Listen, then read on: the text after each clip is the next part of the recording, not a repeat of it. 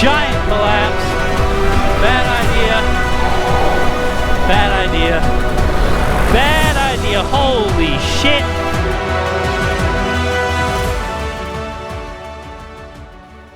Alright, so if all you wanted to see was what happened, you saw it. There it was. Have a good day. But if you actually want a breakdown of what I think happened and a little more of the actual flight before this happened and after it, then stick around and we'll kind of walk through what wing I was flying, what the conditions were like, and what I think caused this. And it's not just my opinion either.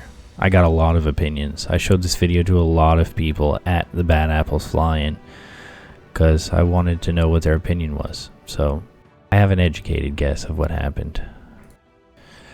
But, go figure, my microphone came unplugged, and I only realized it a little way through the flight, so the first few minutes you don't actually hear anything but engine noise. So, it gives us a chance to talk. So, first and foremost, before we dive into anything, I'd just like to say two things. One, thank you to Aviator PPG for allowing me and a lot of other people to demo this wing and many other wings at Bad Apples Fly-In. That kind of thing is really, really appreciated. It's not super common that you get to fly wings before you buy them. So the ability to demo wings is super cool. It was a good time. So thank you, Aviator. I really appreciate you allowing me to fly this wing. Second thing I'd like to say is right off the get, I'm not just going to place blame on this wing. I don't know if another wing would have reacted the same, if it would have reacted worse, if it would have reacted better.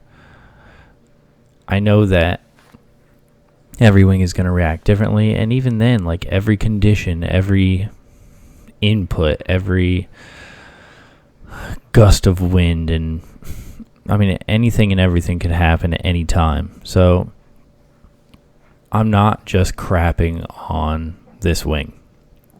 I don't necessarily think it's a bad wing, but it definitely gave me quite a scare. So, to get started, the wing we're flying today is an 18-meter Ozone Viper XC. So, conditions were kind of bumpy, but not bad. This flight took place right around 4 o'clock on Friday, I believe it was, and I'm sure most of you that were at Bad Apples are aware that like it was flyable most of the day on Friday. But you can see here in the distance that there are some little rain showers around, and so those could have potentially attributed to what happened. But I essentially went up and I started doing kind of my standard tests. I wanted speed trimmed in, speed trimmed out, and speed on full speed bar, so that's why I was hooking up my speed bar there. Unfortunately, when I went to Bad Apples, I forgot my Garmin watch, so I decided to use my phone for my speed. That meant that, you know, I could still use my brake toggle with my left hand with my phone in it, but it did impede me being able to use my brake, and I'm not sure that I really want to do that again. I'm not sure that I'm happy with the fact that I had my phone in my hand when all this happened. Anyway, up until this point, the wing feels very stable. It's able to fly hands off with no oscillations. It feels like, you know, very smooth. It's not really being affected by the bumps of the wind all that much.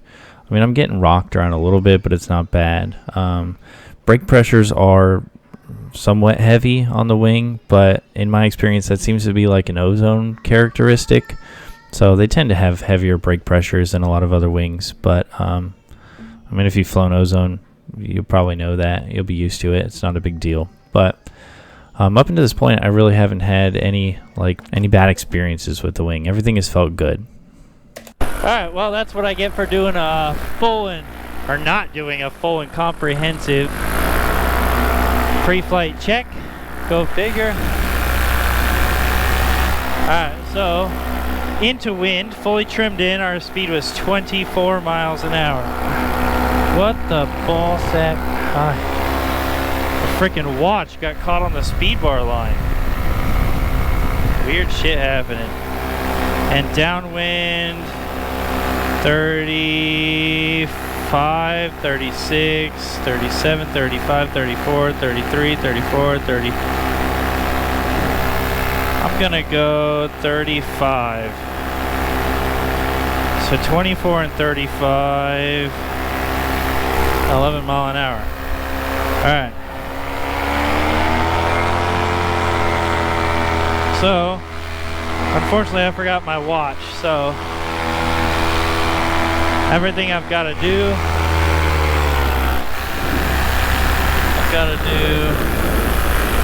with my phone, unfortunately.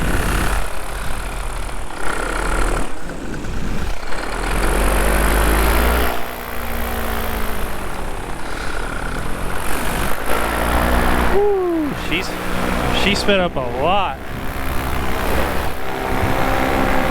Alright, see what we got now.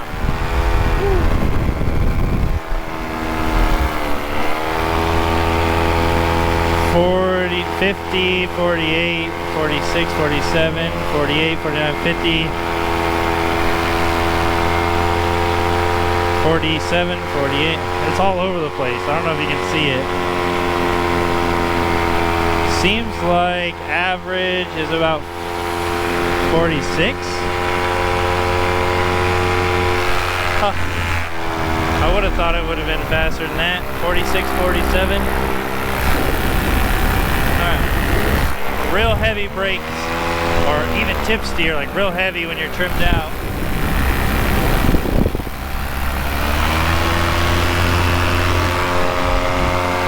Well, I guess it's not bad.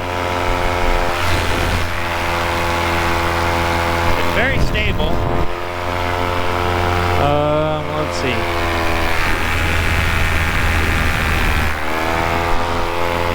$34, $32, $33, $34, $35, $36, $37, $34. Seems like $34,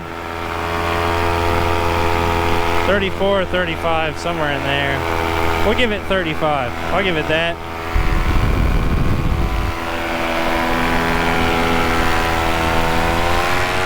Like to get a little more altitude.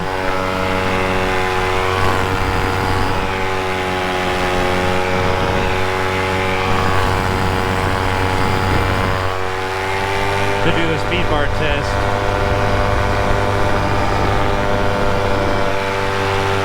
Oh, let me climb up a little bit, and then we'll do the speed bar speed test.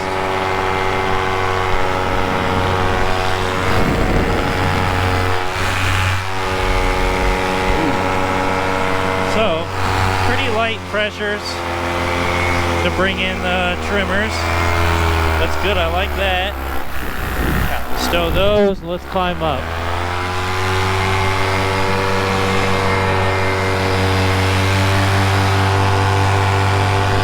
Unfortunately, I can't tell you my climb rate because I don't have my watch, but I can tell you though, seems roughly on par with like my gin carb. Pretty good. Alright, so woo, really speed up a lot with that. Gosh. Alright. All these people probably think I'm an idiot just flying back and forth in straight lines, but we have a method. Alright.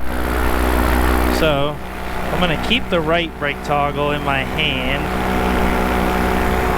just in case I need to make any kind of course correction or anything like that.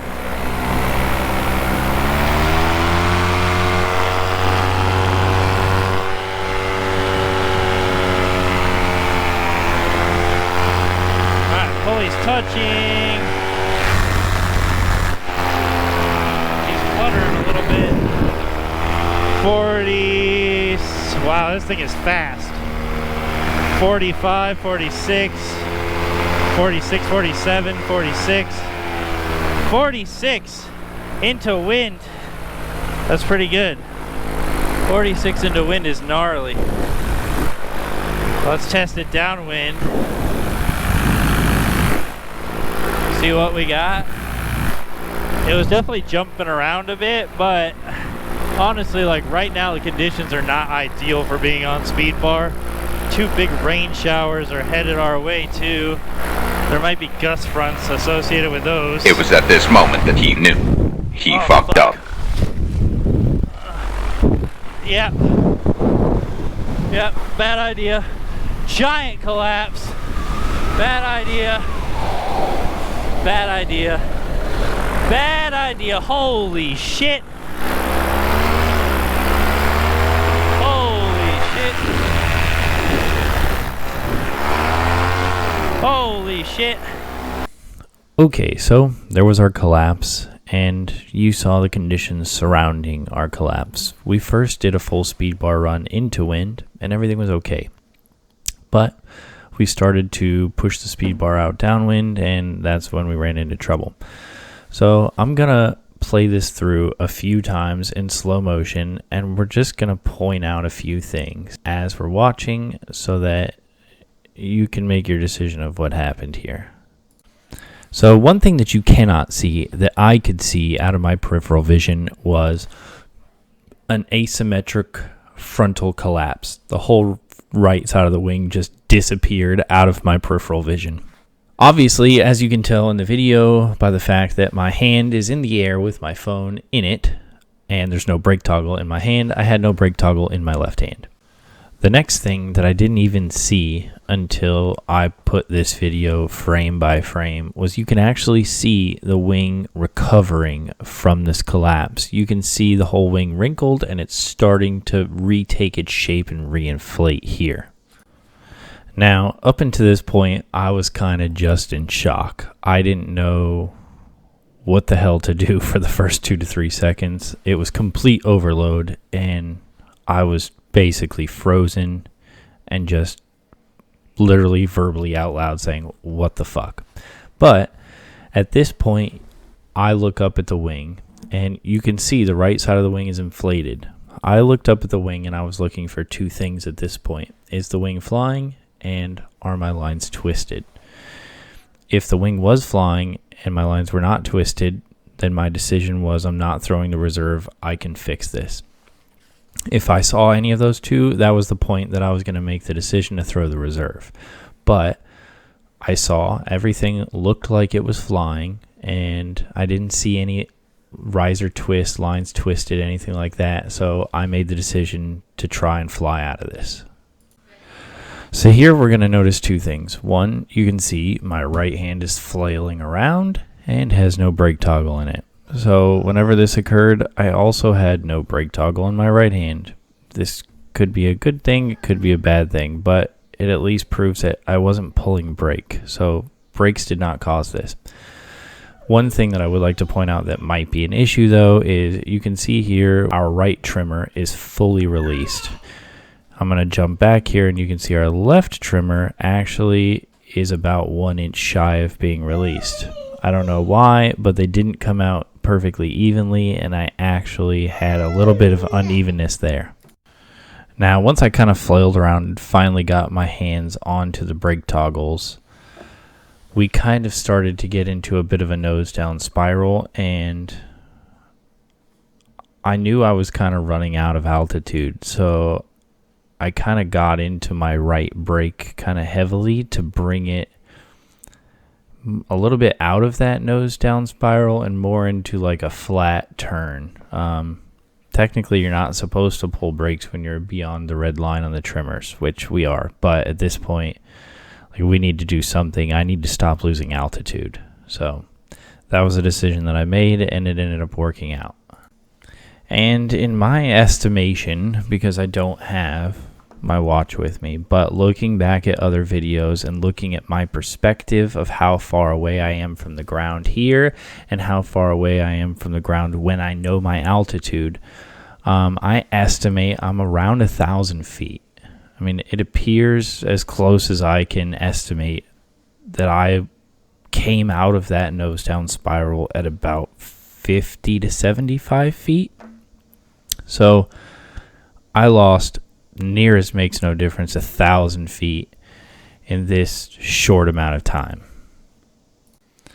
And looking at the timestamp on the video, it was 14.5 seconds from when I initially started taking that turn towards the ground and when I leveled out at about 50 feet. So if you just do some rough math and 1,000 feet lost in 14.5 seconds, that puts you at 69 feet per second, or an average descent rate of 47 miles an hour. Obviously, we peaked and then we started coming out of it. It's possible we hit 60, 70 miles an hour at the peak of our descent, but an average descent of 47 miles an hour, and you will lose 1,000 feet in 14 seconds. That's honestly my biggest takeaway from this incident. I don't know exactly what caused it. I think that I might have taken a bit of a bump or a gust or, something as I was applying the speed bar, and that caused the collapse. But in the end, we're never actually going to know exactly what caused it. It's unfortunately the reality of the situation. But one thing that I really learned is that 1,000 feet can disappear really fast. I mean, terminal velocity, which obviously we shouldn't get to, but terminal velocity, you've only got 5 seconds at 1,000 feet. So it's pretty wicked how quickly you can lose that amount of altitude and how quickly things can go wrong. So anytime I do any kind of speed bar test on a wing that I'm not super familiar with, I'm definitely going to be 2,500 feet or more, just so that I have the time to react. Because, this was a little too close for comfort here. And like I said, I don't know if my trim's being slightly uneven while applying the speed bar could potentially cause this. But, I did a speed bar test into the wind with the trims like that, and nothing happened. So it's not a guarantee that that's what caused it, but it could have contributed to it. There could have been a lot of things that contributed to it. But the other thing that I think I'm going to take away from this is if it's bumpy, I'm just not going to use the speed bar at all. Not even 30 minutes before I recorded this video, I took a flight over to the quarries on my 18-meter warp, and I have the power attack enabled on that wing, and I was full speed bar multiple times during that flight, and I never had an issue. But it's entirely possible that I just never took a weird gust, or I never had an issue on that wing, weather related, that I had on this Viper XC. So like I said, I'm not trying to trash the wing. I'm not saying that it's inherently dangerous. It did recover from this collapse on its own. It lost a crap ton of altitude in the process, but it did recover. And in the end, I'm really glad that I did at least get the amount of altitude that I got, because I literally had just enough. But that was a really close call. So I did actually continue flying this wing for a few more minutes after this, and I did some swoopy turns because I still wanted to feel it out a bit more. But I feel like after that collapse, I just kind of lost my confidence in that wing.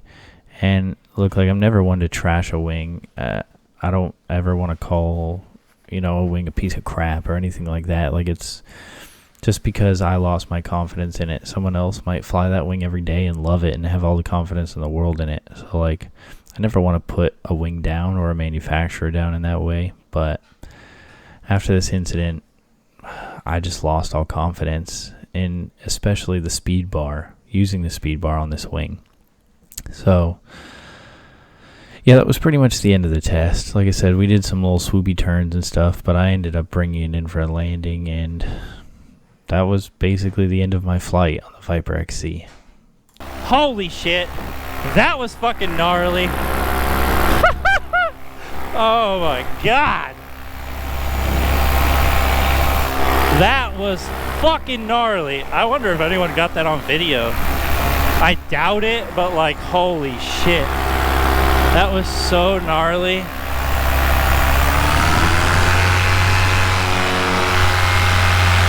There's a free ride too right there. Holy shiitake mushrooms. Alright, let's just get a bit of a look at the agility. Yeah, I mean, it's not like, it's not super agile. That was gnarly. Holy shit.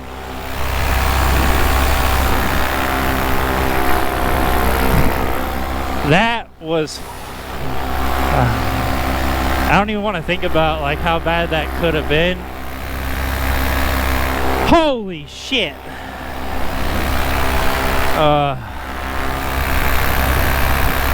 Yeah, I should not have had my phone in my hand.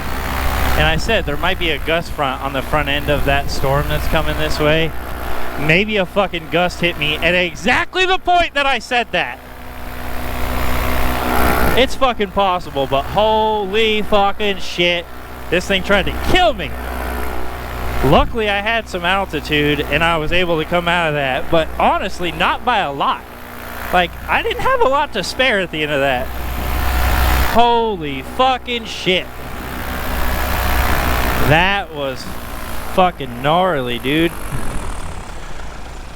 So I'd like to do like an efficiency test, but seems like right, I don't know, not that efficient. This is 5,500 fully trimmed in.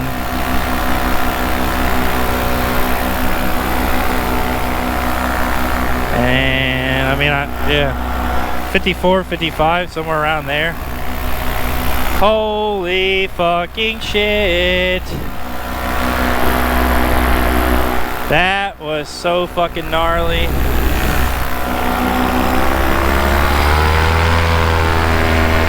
Alright, we're landing. I just want to do a quick efficiency test, which we did. And now we're gonna land.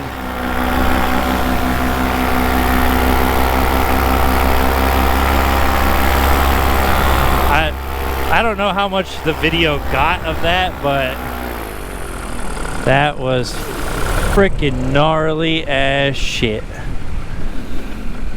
Oh no. Nope. I need to come in over the road more. And lower. That's the thing about this approach, is it's like kind of sketchy. You kind of like gotta run down the road through some fucking rotor. And I'm getting thrown around too.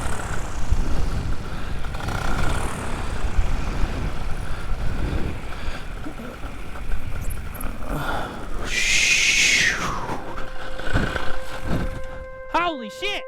Did you see that? I almost died.